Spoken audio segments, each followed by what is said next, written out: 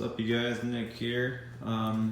So yesterday I did a charge pipe install on my 18 WRX. It's a Perrin charge pipe. It's a pretty good fit for what it does. It is a little annoying to get to some places. For starters, you're going to need to remove this air duct. You have two clip here and clip here. It's pretty self-explanatory. It comes right off. I've got the Cobb air intake. For me, just to have some more room to work with, because of up here, I took the engine cover off. So again, that's two clips up at the top. And then right here and here, you've got some grommets where it really holds into. Just give it a nice firm tug and it will come off. That's pretty self-explanatory. For starters, I guess you can work from the top and work your way down. Because once you get down there, it's a pain in the butt to get to and to work with, and I'll explain why.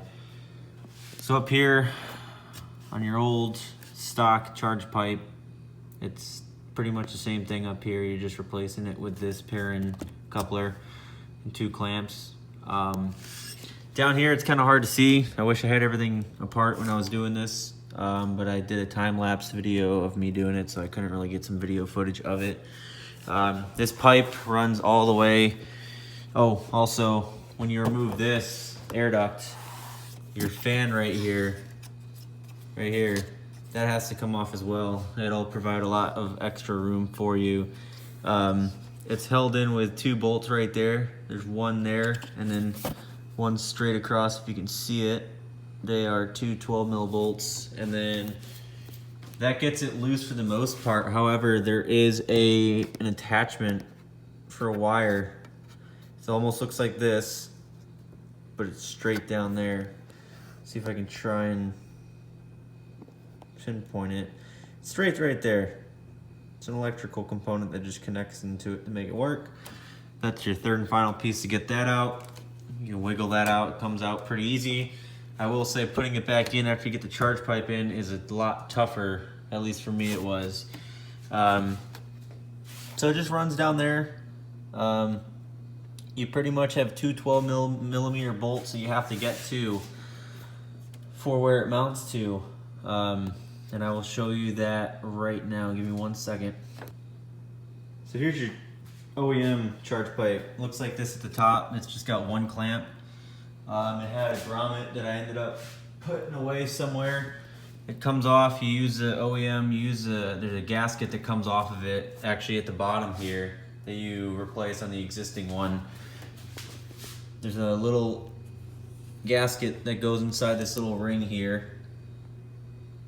See that there? It's a piece of plastic, comes off when you pull it off from the bottom, and you place it right into the Perrin charge pipe at the bottom here, and it fits perfectly. They did a really good job on the design on that part. But the two 12mm bolts I was talking about, they are right here, 1 and 2. And this sits down in there just like this. And after you get your air duct off and you get your fan off, which is, again, is right here underneath it. Once you get that off, it's pretty easy to get to, but except for this bolt that hides in the back. I have a Go Fast Bits blow-off valve that's attached. So I know in the videos I've seen on YouTube, everybody has a stock blow-off valve for the most part. I haven't seen any other videos out there on this Perrin charge pipe install that has an aftermarket blow-off valve, and I will say right now that it does fit, it does work. So if you're concerned about running this charge pipe with your blow-off valve that you currently have, if it's aftermarket, I can tell you right now, if you have Go Fast Bits, it will fit. I'm not sure about any other blow-off valves, but I'm pretty sure it would work for what you've got. I'm not an expert, but I would definitely double check with Perrin themselves. Anyways, this bolt is a pain to get to unless you can disconnect all the vacuum hoses and pretty much disconnect the blow-off valve by itself. You can easily get to it. It just becomes more work and things to remember to put back together. I've got small fingers, so it worked conveniently for me to be able to take that apart. I cut my hands up pretty good trying to do that. I was fighting with it for about an hour or so. I almost gave up on it, but I got it. So I took it off altogether, and the blow-off valve was attached to it. So the blow-off valve right there gets connected right to here, and it all comes off together. You can just pull it straight off.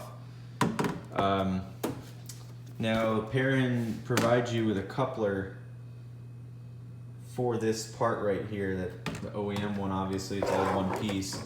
Perrin provides you with the coupler, so they have a little rubber grommet that connects here like this. They give you clamps for each individual attachment, and everything's perfect. So it's just a matter of placement and fitting. Once you get that grommet and that the coupler down there and everything squared away, I will say tightening down the clamps once you get them into place is a little difficult. You just have to have patience with it. Gets really frustrating very quickly. Other than that, it's not too tough of an install. You don't really need a second set of hands, but I do recommend lifting the car up if you have a jack stand or if you have ramps. For me, I had ramps, but I got a front splitter. I don't clear it, so I just had 2x4s that stuck in front of the ramps, and I got up just fine. But I do 100% recommend lifting the car. And if you do lift the car up, I recommend taking this plastic piece off that exposes the undercarriage of your engine bay and whatnot, and you got your skid plate. Videos I've seen say to take the skid plate off with that as well. So you take this first, you take this off first. It's got 12 clips that hold it in across the whole entire way, and then your skid plate, which has 4 bolts. I didn't take the skid plate off at all. It never got in my way. So it's up to you if you want to take it. It's just more work. I worked around it. It never really got in my way, like I said. So it's totally up to you. I don't really have too much else, but I mean, like I said, it's pretty straightforward. You're really not disconnecting a whole lot. Another thing though is making sure that you have somewhat of a gap between the back of your fan here and the pipe itself. Like I probably have maybe almost an eighth, I'd say about a 1/16 of an inch of a gap right there. Originally what was happening was it was touching there, and getting that fan back in there was a pain in the butt because I was hitting it. So again, like I said, it's lots of adjustments, minor tweaks, and you got to make sure that that this pipe isn't touching any of these. Make sure it's not rubbing and has equal spacing, I guess, and that nothing's rubbing or hitting. It's not hitting any pipes that get hot. You know, try and make sure. I mean, everything gets in the way. You know, it's a tight spot to work with, so you got to do your best, but make sure really that it's not hitting that fan. That's the most important part. Other than that, it's pretty self-explanatory. There's other videos out there. They're not as informative. The instructions that Perrin gives you with the box that it comes with, it's all black and white, so it's kind of hard to see what the heck you're even doing. So I apologize for not being able to take videos while I was doing it. I was getting really frustrated. Other than that, all you're going to need for this is a flathead screwdriver for some clips, ramps or your car jack, whatever your lift the front end up at least, 1/4 inch ratchet, a 7mm socket for your ratchet, an 8mm socket as well. And I say 7 and 8, and you're asking why 7? Well, the clamps that Subaru provides you are 8mm, but the Perrin clamps they provide you are 7mm. I didn't know that until I went to tighten them and loosen them, and I was like, well, this isn't fitting. It gets annoying switching back and forth, but I mean, it is what it is. They're clamps, they work. It's Perrin's design, it is what it is. And then a 12mm and a 10mm. So 7, 8, 10, and 12. It's all you need. That's literally all you need. I didn't use any attachments. I mean, you could use a little short end flathead screwdriver if you want. It's up to you for those clamps. I just ended up using a ratchet, and I went back and forth between that and the screwdriver. So other than that, before you lower it, I'd at least turn it on You know, let the car warm up just a little depending on where you're at and location, and then you know, give it a few revs. Make sure you don't have any leaks.